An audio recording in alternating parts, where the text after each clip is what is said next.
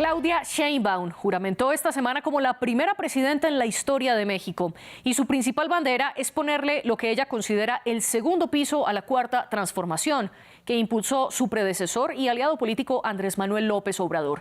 Escuchemos algunas de las palabras que pronunció desde el Zócalo el día de su posesión. Tengo claro que el poder es honestidad y es humildad, que nuestro pensamiento es el humanismo mexicano, que nuestra nación y nuestro pueblo son grandiosos y tengo claro que somos la única opción que representa el bienestar y el progreso con justicia. Claudia Sheinbaum hereda de López Obrador la alta popularidad, el éxito que tuvo el expresidente en bajar la pobreza en México y dos grandes reformas ya aprobadas por el Congreso, la de la justicia y la de la Guardia Nacional, que ahora hará parte del Ejército. Proyectos de ley que, sin embargo, generaron críticas en su momento. De otro lado, Sheinbaum deberá enfrentar un repunte de la violencia y también de los homicidios, que tuvieron su momento culmen en el sexenio de López Obrador. Y también deberá tomar decisiones difíciles en materia de relaciones exteriores. Pero en materia general, ¿cuáles son los retos que le esperan a Claudia Sheinbaum? Ese es el debate de hoy. Para ello tenemos a dos políticas mexicanas. Ambas se conectan desde Ciudad de México. La primera es María de los Ángeles Huerta, diputada federal de la 64 legislatura de Morena. Y también desde la capital mexicana está Pamela Ramírez, excandidata diputada local por el Partido Acción Nacional, el PAN, y asesora parlamentaria. Gracias a ustedes dos y un honor compartir este espacio con ustedes y también un honor estar aquí para ustedes, nuestra audiencia de France 24. Los invito a que nos sigan en redes sociales donde estamos como @France24-ES y mi cuenta personal es @MariaClaguirre. El debate de France 24 también lo pueden escuchar a través de Apple Podcast, Spotify, Deezer y TuneIn. María de los Ángeles Huerta, bienvenida a El Debate. Comencemos por hacer un recuento de, para usted muy brevemente, cómo fue el gobierno que acabó de Andrés Manuel López Obrador. Primero, el presidente, expresidente ahora, con una popularidad de más del 80%, casi 80%. Es decir, ningún presidente antes se había despedido en este país, ¿no?, de un sexenio con tan alta aceptación. La gente pues muy agradecida, muy contenta. Me parece que pudimos, quienes aquí vivimos en este país, ver el enorme agradecimiento, amor, popularidad del presidente, que de muchas maneras, me parece a mí, lo tiene también la presidenta hoy, Claudia Sheinbaum, porque esto es un proyecto nacional, no es solamente un tema como de personas, que lo es también, pero sobre todo es un proyecto de país, es una transformación que este país profunda, que este país ha tenido desde el 2018 y que encabezó en su parte más difícil, me parece a mí fuerte, el presidente Andrés Manuel.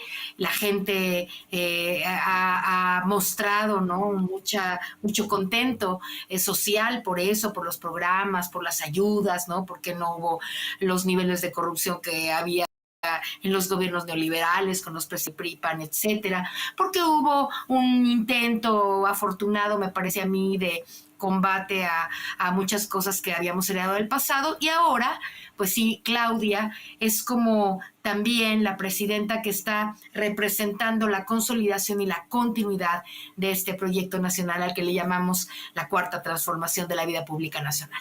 Usted bien lo dice que López Obrador terminó con una altísima popularidad. Habla usted del 80%, algunas otras encuestas lo ponen un poquito más bajo, cerca del 60%, pero de cualquier manera, Claudia Sheinbaum sí parece ser la heredera, por lo menos hasta este punto, ya que fue elegida con un histórico casi 60% de los votos. Es decir, esa popularidad se le podría transferir hasta cierta medida a la actual presidenta mexicana. Pamela Ramírez, bienvenida usted también al debate.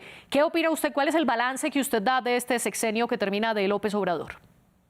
Primero, muchas gracias por la invitación. Saludos a la invitada y a la conductora. Y yo quiero decir que me parece muy interesante iniciar un debate con datos engañosos, que es lo que hemos venido escuchando durante ya aproximadamente 6 años, en donde hubo mucha gente que al principio de López Obrador creyó en un cambio diferente, creyó en un gobierno en el cual iban a buscar, pues, primero los pobres, pero como hemos visto, han buscado primero por los amigos, por el hijo, por el cuñado, por los primos, por los tíos. Y es curioso porque el combate a la corrupción en este sexenio se dio a conocer porque fue el desvío de recursos más grande que ha habido anteriormente, como si fuera peor que el PRI. O sea, se robó 3 veces más que en un gobierno como el PRI. Y esto puede ser datos fuertes, pero yo creo que tendríamos que ser más responsables en la difusión de la información.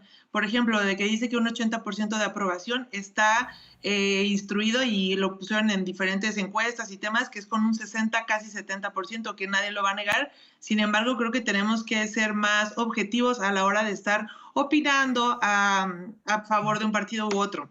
Y sin duda creo que Claudia tiene una deuda gigantesca, económicamente, socialmente, porque ella en sus discursos ha mencionado temas que solo le convienen, pero no mencionó a las madres buscadoras, a las desaparecidas, no ha mencionado a la a las personas que no tienen medicamentos, que se les cortó esta posibilidad, a la inseguridad que ya estamos encima, ¿no? O sea, en Culiacán, en varios estados, luego ni siquiera hubo jornada electoral en Chiapas, me parece, porque el crimen organizado lo tenía ahí. Entonces creo que tenemos que ser más responsables, si tú estás a favor o en contra, pero sí ser más reales y objetivos. Me da mucho gusto que sea una mujer. También fue, creo que, una ceremonia muy como emotiva, porque le entregó la banda a una mujer que ha sido de las primeras que ha conseguido muchísimas cosas. Fue de las primeras que tuvo, que es estudiada, que se pudo graduar, y fue de las primeras que nos representó en el Senado. Creo que eso es muy emotivo. Sin embargo, que una mujer haya llegado al gobierno no quiere decir que las políticas públicas vayan a tener esta perspectiva de género y que se vaya a difundir, pues, y se vaya a trabajar con esta perspectiva, ¿no? Comencemos entonces con ese punto que ustedes dos plantean, y es el de la corrupción. Pamela, en ese sentido, ¿cuál es el reto que tiene Sheinbaum en este momento? Usted dice que en el periodo de AMLO la corrupción se triplicó. Sin embargo, hay percepciones y diferentes encuestas que muestran que la percepción de los mexicanos frente a la corrupción bajó en este sexenio. Es interesante cómo las encuestas y las mentiras que se repiten varias veces se hacen verdades, y hay encuestas de todo tipo, pero si tú te vas a las encuestas de instituciones, de organizaciones civiles, pues ahí viene que más bien la gente no ha sabido y está disculpando a un gobierno por los apoyos sociales, que no está mal que su discurso esté establecido sobre el apoyo social y el apoyo económico a la gente, y como a la gente le está llegando dinero, pues por eso están en paz. Y está bien, necesitamos una política más humana, que sea considerable, que impulsen acciones sociales para que la gente viva mejor, con una mejor calidad de vida, pero también tenemos que impulsar, pues, esta cosa de proyectos económicos, que es lo que hace que se genere más dinero para que todos vivamos mejor, no como al ras con lo que puedes vivir con un apoyo social. Pero ¿cuál es la fuente que usted utiliza para afirmar que la corrupción se triplicó? Pues simplemente hay estudios de Coneval, del IMCO, hay estudios de transparencia, y todo está sustentado como en medios y en análisis que está circulando en las redes.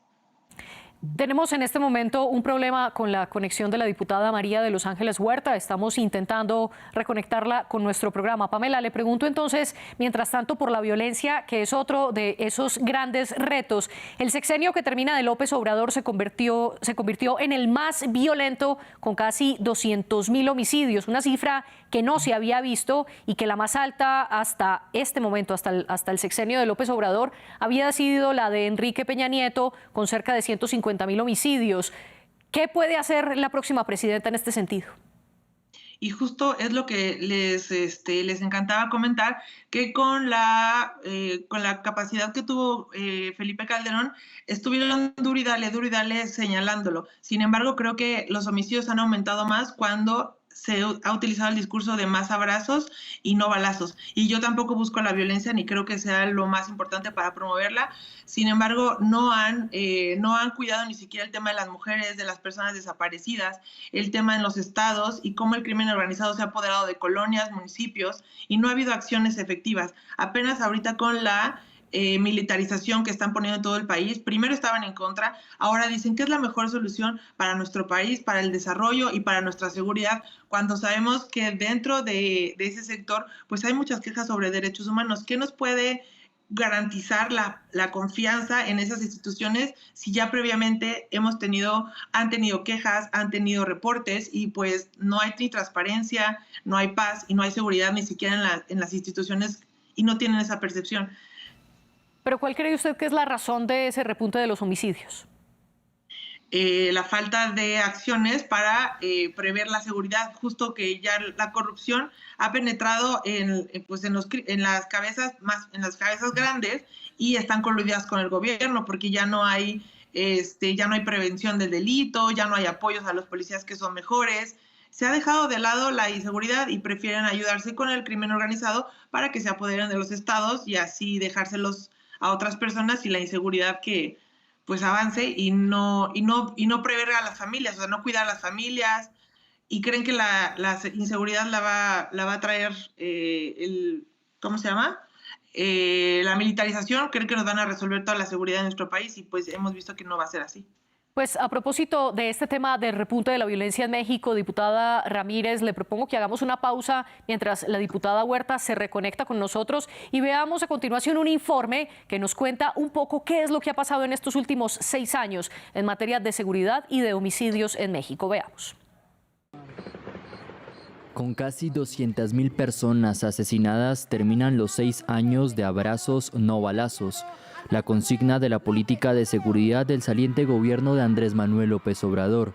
Según datos compilados de agencias de noticias internacionales y del Instituto Nacional de Estadística de México, el gobierno de López Obrador fue el más violento desde que se tienen registros. La violencia, causada en su mayoría por el narcotráfico, es el talón de Aquiles de los mandatarios mexicanos. Tras una larga y violenta guerra contra las drogas de gobiernos anteriores, López Obrador, el primer presidente de izquierda en la historia reciente de México, apostó, al menos en el discurso, por una estrategia que se basaba en garantizar, respetar y promocionar los derechos humanos. Esta es la quinta mañanera a la que he asistido. Pero la prensa y opositores calificaron de negligente su política de seguridad. Las críticas llegaron hasta su programa habitual, La Mañanera. Presidente, usted va a dejar un país sumido en la violencia. El entonces periodista de Univisión, Jorge Ramos, confrontó a López Obrador por las cifras de violencia, pero el presidente mexicano no aceptó críticas. Respeto mucho tu punto de vista, pero no lo comparto. El aumento de la violencia se evidencia más en algunas zonas del país. Destruyeron una casa con drones en el rancho La Mona. Aquí en el estado de Guanajuato, los residentes y autoridades locales de Santa Rosa de Lima denuncian nuevas modalidades más sofisticadas y peligrosas que usa el crimen organizado. Los ataques con drones, pues eso nunca se había visto antes, hasta hace como apenas un año que de ahí para acá que se empezaron a dar. La desaparición es otra de las armas de violencia. Según la ONU, en México hay más de 100.000 personas desaparecidas. Son cifras más altas que las de algunos países con conflictos armados. Y episodios recientes hacen temer que los números suban. Tan solo un mes antes del traspaso de poder a Claudia Sheinbaum, estalló una violenta pugna entre facciones del cártel de Sinaloa por el control del narcotráfico tras la captura de los grandes capos. Ya hay decenas de muertos y desaparecidos. La diputada Huerta ya logró reconectarse con nosotros, sin embargo, estará de manera telefónica, ya que por problemas técnicos de su señal no pudo conectarse también mediante video. María de los Ángeles, bienvenida de regreso. Estábamos discutiendo con Pamela Ramírez 2 puntos, la corrupción y la violencia. Ella afirma que la corrupción se triplicó en el país y que López Obrador deja una deuda social que ahora deberá también enfrentar Claudia Sheinbaum. Ella afirma que el gobierno que ya termina no le respondió ni a los desaparecidos ni a las mujeres. Le quiero preguntar cuál es su respuesta al respecto y sobre todo frente al señalamiento del incremento de la corrupción en el gobierno de López Obrador. No, bueno, que parte del fracaso rotundo que sigue teniendo la oposición en todos los niveles en México, el PAN obtuvo más del 18%, perdió casi todos sus diputados y tienen una pérdida brutal de credibilidad, es justo porque hacen este tipo de afirmaciones, ¿no? Yo le dije a usted casi el 80%, no le dije el 80%, le dije casi, y porque hay algunas encuestas de popularidad del presidente arriba del 70%. Pero bueno, eso no importa. Lo que importa ahora es que cómo se atreve alguien a afirmar, si está toda la documentación al acceso ahora en las redes y en las comunicaciones de todo tipo, que en este sexenio se redujo considerablemente, para no decir casi totalmente, hubo algunos temas que se están resolviendo, pero casi totalmente los niveles monumentales de corrupción que se presentaron en los sexenios anteriores. Eso lo sabe todo México, es decir, el 70 y casi 80% de popularidad del presidente no es fortuita, es porque todo mundo, ¿verdad?, sabemos con claridad que el prianato, es decir, este gobierno que nos gobernó por casi 40 años, se saqueó este país en todos los sentidos, vendieron todos los trenes, estuvimos a punto de perder la soberanía petrolera, en fin, le podría yo a usted decir 100 cosas que en este país se casi perdieron, ¿no? Permitieron explotación de nuestros recursos naturales en todos los niveles sin piedad, ¿no? No les importó el agua vendida, rentada a las empresas sin pedir nada, la minería, bueno, todo. Es una cosa de veras, haber rescatado este país en 6 años después de la perdición en la que lo metieron los partidos estos perdedores, ¿no? Pues fue un gran acierto el presidente y lo será de Claudia Sheinbaum. Entonces yo escucho estos comentarios de la oposición y la verdad pues da un poco de compasión, ¿no? Escuchar cómo, y repiten lo mismo porque no tienen más. No que los niños sin medicinas, no que los niños con cáncer, no que la seguridad, no es cierto. Nos dejaron los niveles de inseguridad tan altos que lo que se hizo en este sexenio fue irlos reduciendo poco a poco y mantener la reducción, que eso es muy importante en términos estadísticos, porque claro que no se iba a esperar que si los problemas de seguridad en este país datan y tienen un historial de 40 años, pues nadie que tenga 3 dedos de frente puede pensar que eso se va a reducir en 6 años, ¿no? Claro que es un problema, ciertamente, pero es un problema que va a la baja, pero es un problema que se está atacando desde las bases, porque ahora la gente tiene ayudas, porque ahora la política no es esta enloquecida guerra contra el narco que emprendió Calderón y todos estos, ahora narcotraficante, este señor que era, imagínese que el secretario de Seguridad Pública de Calderón, desde Salinas y después de Peña Nieto, hoy está a punto de obtener cadena perpetua en Estados Unidos por vínculos con el narco. O sea, imagínense qué país dejó ese prianato, ¿no? Que su secretario de Seguridad Pública hoy está acusado de lo que está. García Luna, y usted sabe todo el tema en Estados Unidos. Entonces, acusar al gobierno de algo tan falso como querernos hacer responsables de la inseguridad, pues es una tontería y por eso tienen tan bajos niveles de credibilidad esos partidos. Le digo, el 18% no tuvo más el PAN, el prianato bajó a una cifra, a un dígito, cuando era el partido que gobernó este país por cuántos años. Hoy no tienen un dígito nada más, es decir, poquísimos diputados, y no tienen ninguna representatividad ni ningún agrado social. Usted le pregunta a cualquier mexicano de la calle qué piensan de los gobiernos del PRI y del PAN, y le va a decir que lo peor que nos ha pasado en este país fue eso, y lo mejor que nos pasó es tener un presidente que recuperó y que está recuperando poco a poco, ¿no? Recuperamos los trenes, estamos en ese proceso, el Tren Maya, recuperamos la soberanía energética ahora con Dos Bocas y todo el proyecto que ahora también inicia un proyecto de energías limpias con Claudia Sheinbaum. En fin, la gente cotidianamente, si usted pudiera tener contacto con toda la gente en este país, se daría cuenta que todo el mundo está muy contento, hay un reparto mucho más grande. Fíjese, 10 millones de personas, imagínense lo que significa que en 6 años 10 millones de personas hayan salido de la pobreza.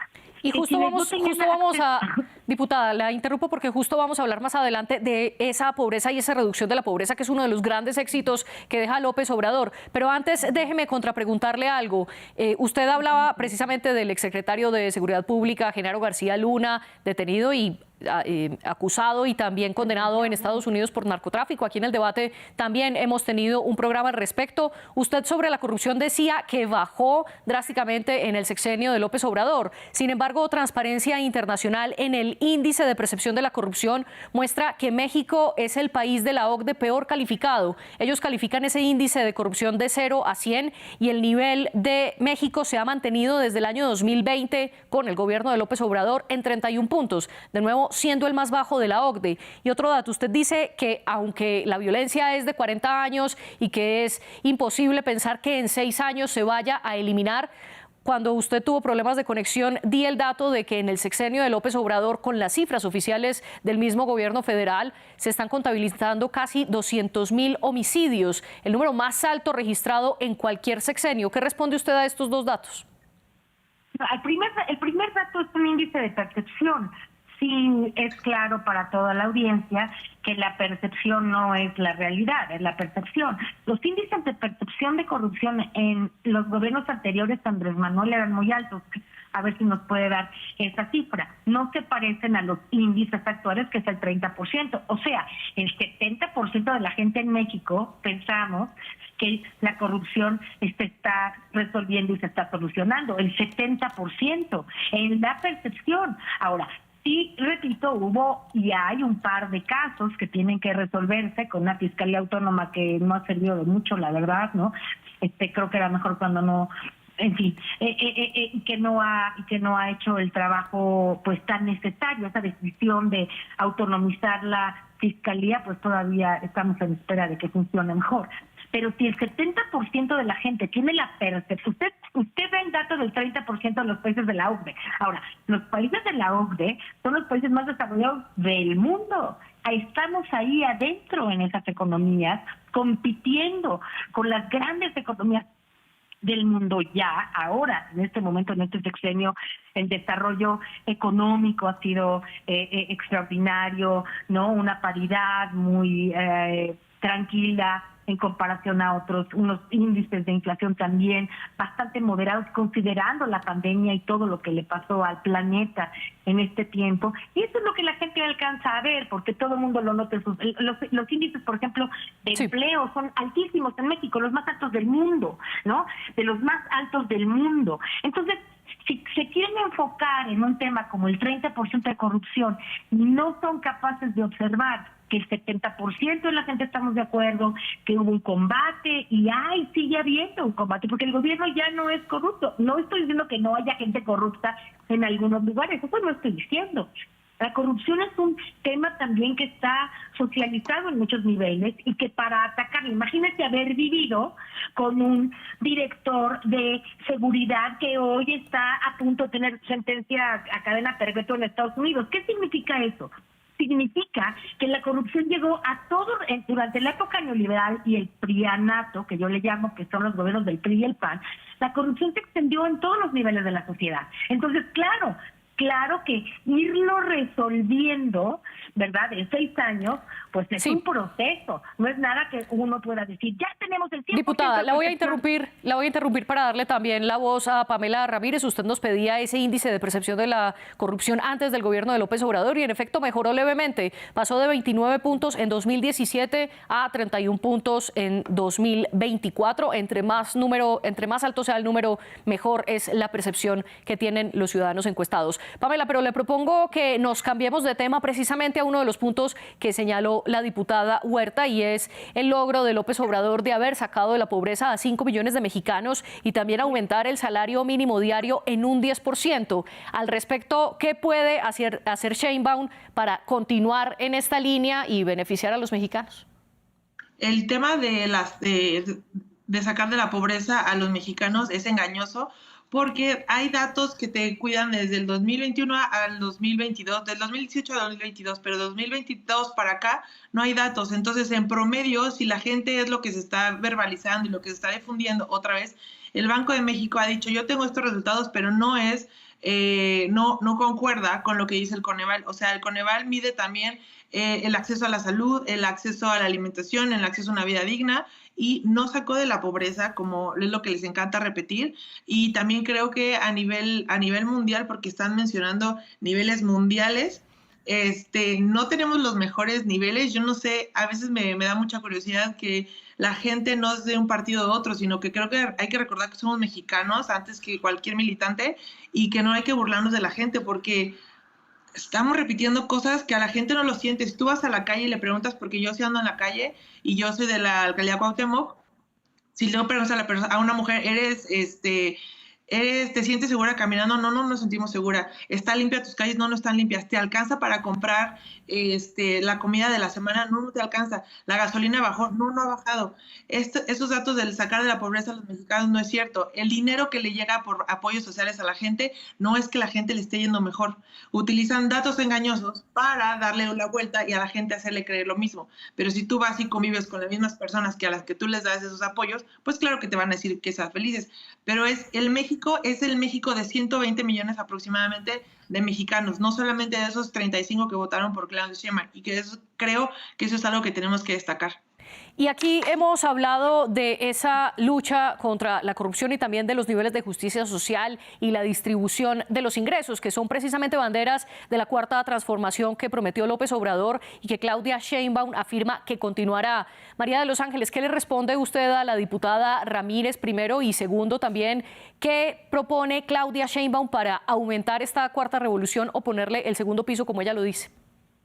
Pues yo les recomiendo que salga de la Cuauhtémoc a ver el país, porque el Centro de Investigaciones en Políticas Públicas del Instituto Mexicano de la Competitividad, aquí estoy viendo la nota para que si quieres se la mando, ¿verdad? México cierra un sexenio con un aumento en el ingreso salarial del 40%, 40%, un dato que ella obviamente pues no tiene, porque si sale a preguntarle así a la gente pues se pierde de la información formal.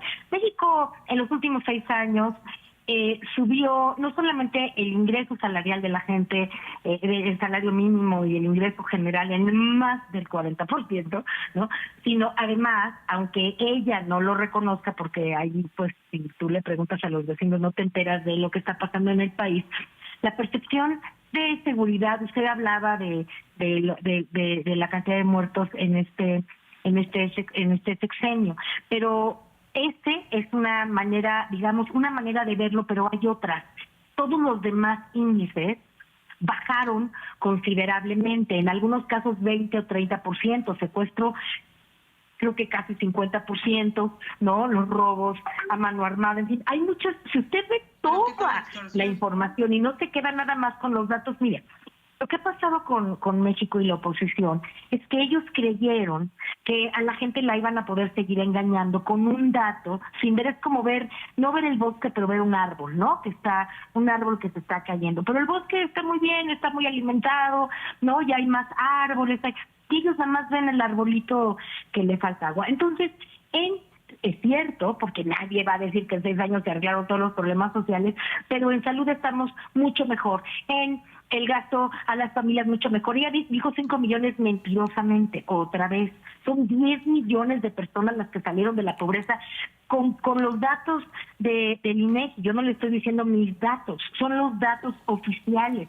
Entonces, así como subió el salario mínimo 40%, y que en un país en 6 años salgan de la pobreza 10 millones de personas, es en parte lo que explica que la mayoría, más del 70%, ¿verdad?, reflejado en las votaciones con el 60% y en la apreciación al presidente con el 70% y más, casi 80% en algunas encuestas, significa que lo que está diciendo la oposición, cada vez que dicen esas mentiras y cada vez que tratan de argumentar poniendo el dedo en las fallas, que sí las hay ciertamente, pero no ven completo. Fíjese lo que yo creo que le está pasando y por eso creo que va a desaparecer. El PRI creo que prácticamente va a desaparecer y el PAN también, porque si no desaparecer, bajar a un dígito, porque no entienden que para construir y consolidar, y atiendo su siguiente pregunta, que me dijo qué es lo que se tiene que hacer para consolidar. Claudia Sheinbaum está siguiendo la política en todos los sentidos, ¿no?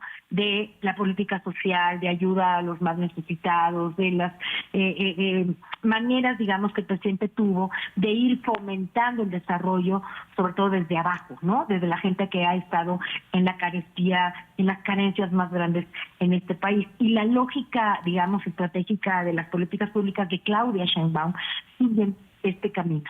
¿Cuál es el problema para la oposición? Que en lugar de aportar para construir en este camino, ¿no? Y entre todos juntos salir más rápido adelante, pues siguen con estos datos de que las medicinas, de que los niños con cáncer, de que los desaparecidos, de que cuando no observan que si bien es cierto que eso hay que atenderlo con más rigurosidad, estoy de acuerdo, sí, lo que hay que seguir haciendo es caminando para entre todos construir este país que queremos. Fíjate el tema... Diputada, la interrumpo y le pido que sea mucho más breve porque ya nos quedan cerca de 6 minutos de programa y tenemos varios temas. En efecto, corrijo la cifra, no son 5 millones, son cerca de 9 millones según el Consejo Nacional de Evaluación de la Política de Desarrollo Social de México, que salieron de la pobreza, esto con cifras al 2022. Diputada Pamela, le propongo que nos movamos a materia de política exterior. López Obrador, al final de su gobierno, intentó hacer una alianza con Brasil y Colombia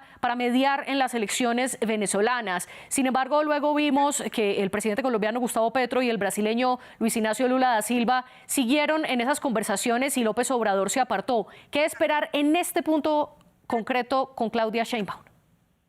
Es interesante que estamos saliendo creo que con varios países, una relación fracturada. Por ejemplo, España, por el numerito de la invitación a Felipe.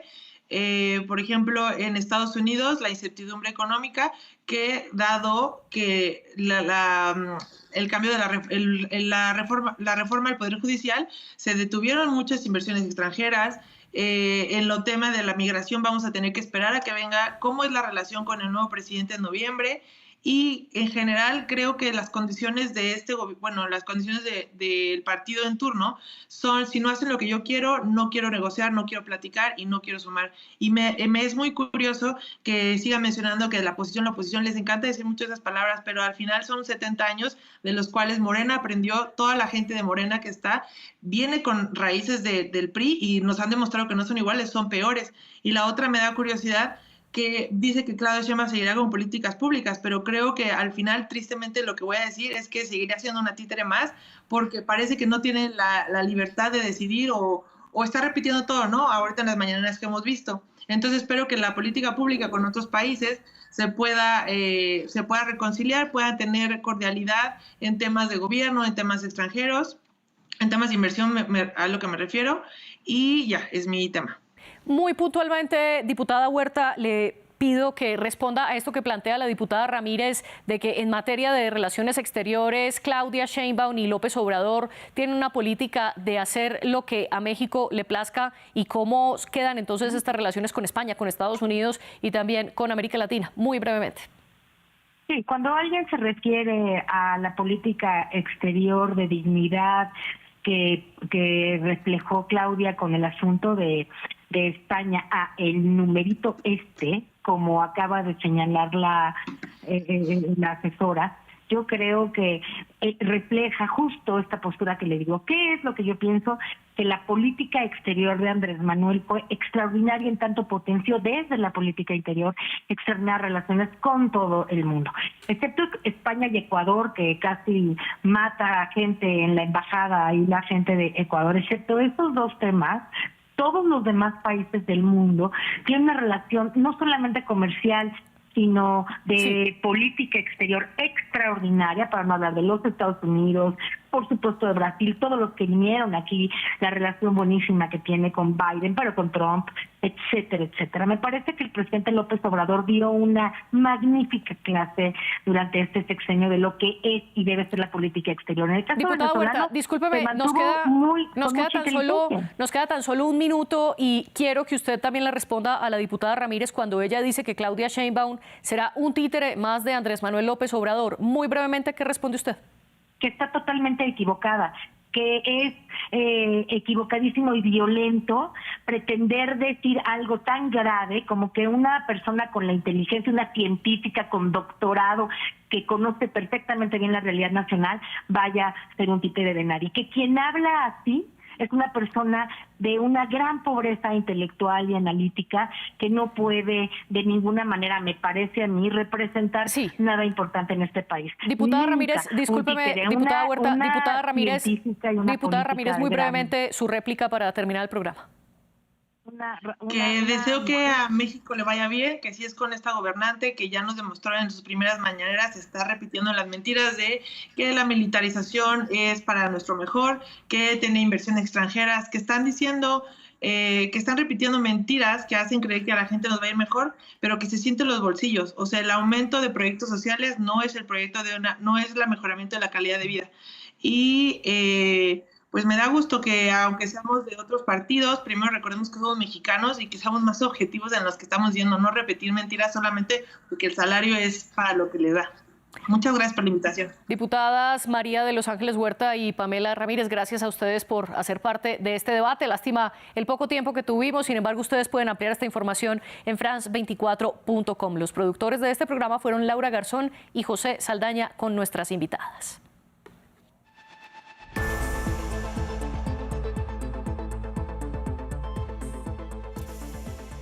Un viaje político, social y cultural por el viejo continente.